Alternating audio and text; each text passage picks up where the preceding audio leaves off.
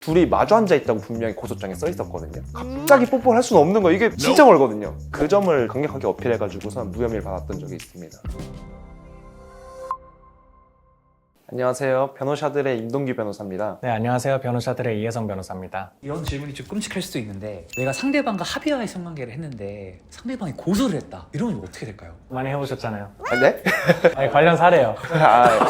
이제 내가 정말로 합의하에 한 건데 다음날 연락이 와가지고선 고소하겠다 이렇게 한다. 당연히 그럼 이제 필사적으로 막아야 됩니다. 우리나라에서 성범죄자가 된다는 거는 사회적 사형이랑 마찬가지라고 볼 수 있기 때문에 필사적으로 방어를 해야 되고, 그때 가장 중요한 거는 강제로 하지 않았다는 거. 그걸 이제 입증을 해야 되는데요. 문제는 이제 증거가 없다는 거죠. 보통 형사법의 대원칙은 무죄 추정의 원칙이라고 해서 증거가 없으면 무죄가 나와야 되는 게 맞는데, 실무상 성범죄의 영역은 그 유죄 추정이 적용되는 느낌이 강합니다. 결국에 이제 뭐 양쪽 다 증거가 없을 때 어느 쪽의 편을 들어줄까의 문제인데요. 요즘 고소인들이 가져오는 고소장들을 보면은 세세하게 써 있고, 그리고 또 일관성 있게 써 있어요. 제가 보고도 사실 우리 의뢰인이 한 게 아닐까? 혹할 때도 있거든요. 요즘은 이제 또 도와주시는 변호사님들도 계시기 때문에 변호사님들 조력받아서 쓴 고소장은 다르거든요. 그렇게 또 절대 안일하게 생각해서는 안 됩니다. 게다가 2018년에 대법원에서 그 성인지 감수성 판결이 나온 적이 있습니다. 대법원 판결의 취지가 뭐였냐면은, 설령 그 피해자의 진술이 비합리적인 것 같아 보이더라도 쉽게 증명력을 배척해서는 안 된다는 그런 취지의 판결이었거든요. 그 판결이 나오면서 무죄를 주장하는 것이 조금 더 많이 어려워졌죠. 피해자의 진술의 증명력을 배척하는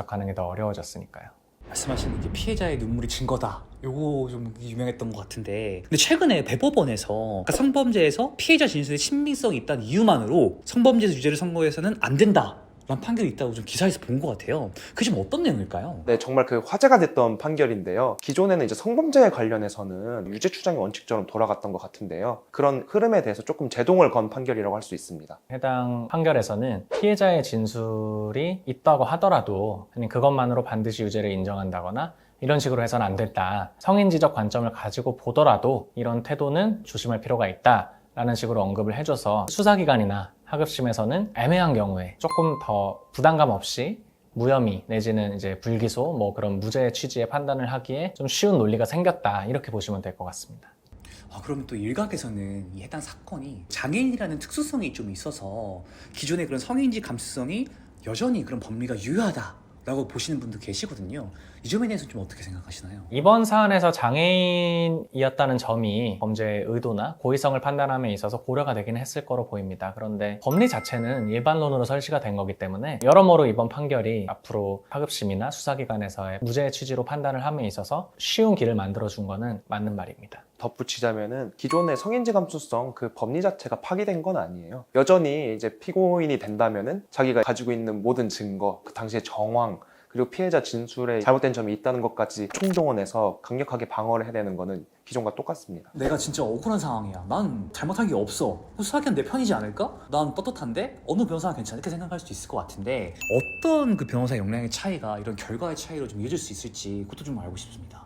이런 성범죄 사건의 같은 경우에는 물증이 없기 때문에 나의 스토리를 잘 만드는 게 되게 중요해요. 내가 어떻게 해가지고선 그런 관계를 맺게 됐고 거기에 강제성이 없었고, 이거를 이제 잘 설명을 하는 게 좋은데, 그러려면은 피고인 아니면 피의자 본인보다 변호사가 이걸 더 잘 알고 상세하게 파악하고 있어야 되거든요. 성범죄 사건 같은 경우는 변호사들의 이제 역량도 중요하고 성실도도 차이를 많이 미치게 됩니다. 문제됐던 그 상황에 대한 자료가 없다 보니까 앞뒤로 긁어 모을 수 있는 걸 일단 다 긁어 모아야 되는 거죠. 그러려면 필연적으로 시간이 많이 들게 되고요. 어떤 소재들이 어떤 위치에 적재적소에 들어가야 되는지 그런 것들이 중요하기 때문에 기본적으로는 본인한테 최대한 공을 들여줄 수 있는 변호사를 찾으시는 게 좋습니다. 인터넷 같은 거 보시면은 그런 이야기들이 많잖아요. 뭐 다음날 나와서 해장국을 같이 먹어라, 숙박업소 결제를 여성분에게 하게 해라, 뭐 이런 낭설들이 많은데 막 그렇게 하면 무죄가 나온다 이런 게 아니고요. 공통된 취지는 그겁니다. 강제성이 없었다는 거를, 성관계가 있었던 당시는 자료가 없으니 앞뒤에 이런 정황들을 잘 꼬치를 꿰듯이 꿰서 이 모든 스토리를 두고 봤을 때 강제성이 있었다면 이렇게 될 리가 있겠냐 하는 스토리를 잘 만들어야 되는 거죠. 강제성에 대한 입증이 되게 여러 군데에서 올 수 있거든요. 제가 옛날에 했던 사건 같은 경우는 어떤 이제 여성분이 저희 의뢰인이 갑자기 기습 뽀뽀했다.